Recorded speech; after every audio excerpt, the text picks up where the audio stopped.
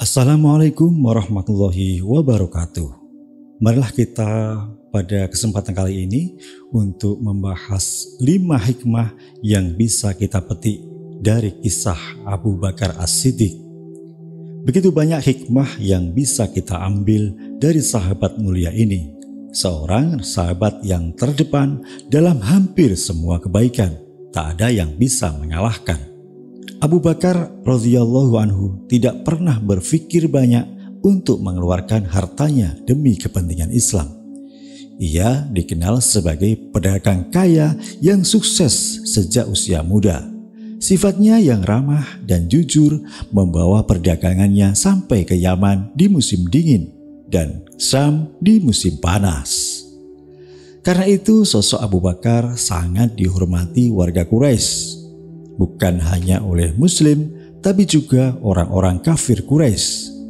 Saat Nabi menerima kebenaran wahyu dari Allah Subhanahu wa Ta'ala, Abu Bakar pun rela menghabiskan hampir seluruh hartanya untuk dakwah Islam.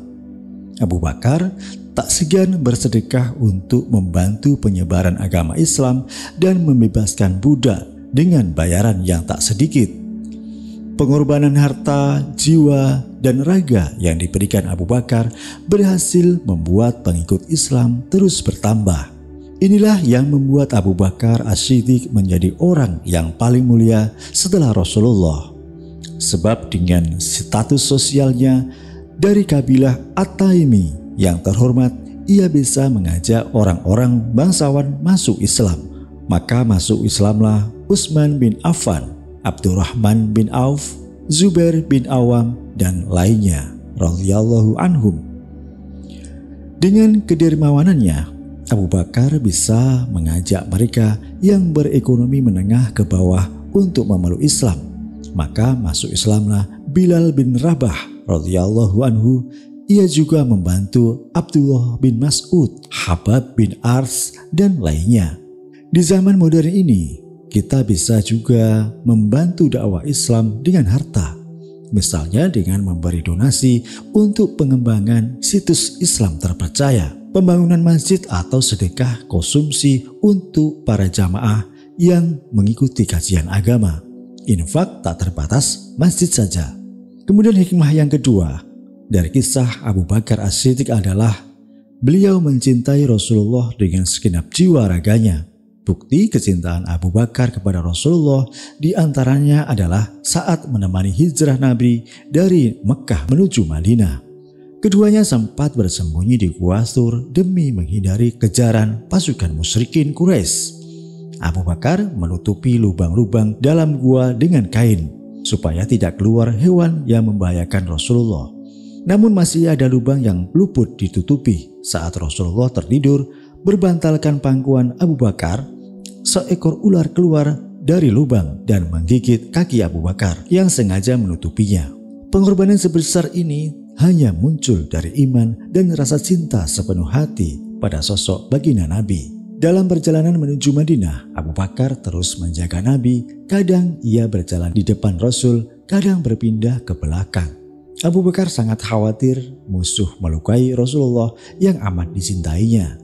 Kemudian hikmah yang ketiga, beliau selalu percaya pada ucapan Rasulullah tanpa rasa ragu sedikit pun. Ia pun masuk Islam tanpa tanya-tanya. Perjalanan Isra Mi'raj yang dialami Nabi hanya dalam waktu 1 malam adalah kejadian di luar logika yang benar-benar menguji keimanan orang-orang yang mendengarnya. Banyak yang tak percaya kalau Rasulullah melakukan perjalanan dari Masjid Al-Haram ke Masjid Al-Aqsa dalam waktu singkat. Bahkan umat musyrik Quraisy menggunakan kesempatan itu untuk mengajak umat muslim murtad. Abu Bakar yang mengenali karakter jujur Rasulullah mengimani kejadian itu sepenuhnya. Kala itu Abu Bakar langsung menemui Rasulullah dan memintanya menerangkan ciri-ciri Baitul Maqdis. Setelah Rasulullah menjelaskan dengan runut, Abu Bakar berkata, "Engkau berkata benar, aku bersaksi engkau adalah utusan Allah." Inilah kesempurnaan iman yang harus kita teladani sebagai muslim. Hikmah yang keempat, beliau bertanggung jawab dan jujur sebagai pemimpin sesuai dengan julukannya As-Siddiq. Sepeninggal Rasulullah, Abu Bakar As-Siddiq diangkat sebagai khalifah yang memimpin rakyatnya. Sifat jujurnya yang menonjol membuat keluarga Abu Bakar hidup dengan sederhana. Abu Bakar tak ingin menggunakan kepemimpinannya untuk menikmati fasilitas negara. Dikisahkan menjelang akhir hayatnya, Abu Bakar berwasiat kepada putrinya Aisyah radhiyallahu anha bahwa ia hanya memiliki sehelai permadani yang usang, seekor unta, seorang pelayan yang mengurusi rumah tangga.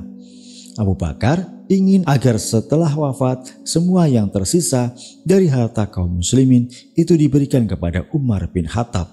Abu Bakar tidak ingin menghadap Allah Subhanahu wa Ta'ala dengan harta umat walaupun sedikit. Pemimpin dengan level amanah setinggi ini pasti memiliki keimanan yang kuat. Saking jujur dan amanahnya, Khalifah Abu Bakar masih memikirkan harta rakyat menjelang ajalnya. Pantaslah kalau Rasulullah sampai menjuluki Abu Bakar sebagai As-Siddiq atau orang yang jujur. Kemudian hikmah yang kelima, beliau punya komitmen kuat membangun nilai-nilai Islam meski Rasulullah wafat.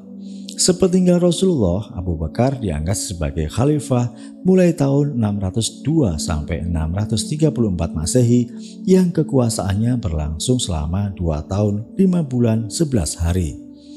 Cukup banyak masalah yang terjadi dalam negeri akibat wafatnya baginda Nabi, seperti munculnya nabi palsu, orang-orang yang enggan berzakat, bahkan ada sebagian muslim yang murtad. Melanjutkan tugas mulia Rasulullah adalah tujuannya menjadi khalifah. Di bawah pimpinan Usamah radhiyallahu anhu, Abu Bakar menyebarkan Islam dengan mengirim ekspedisi ke perbatasan Syam. Kepercayaan diri umat Islam yang mulai goyah kembali bangkit melihat suksesnya ekspedisi itu. Demikianlah 5 hikmah yang kita bisa ambil dari kisah Abu Bakar As-Siddiq. Semoga bermanfaat buat kita semua dan kita ketemu lagi di video selanjutnya. Wassalamualaikum warahmatullahi wabarakatuh.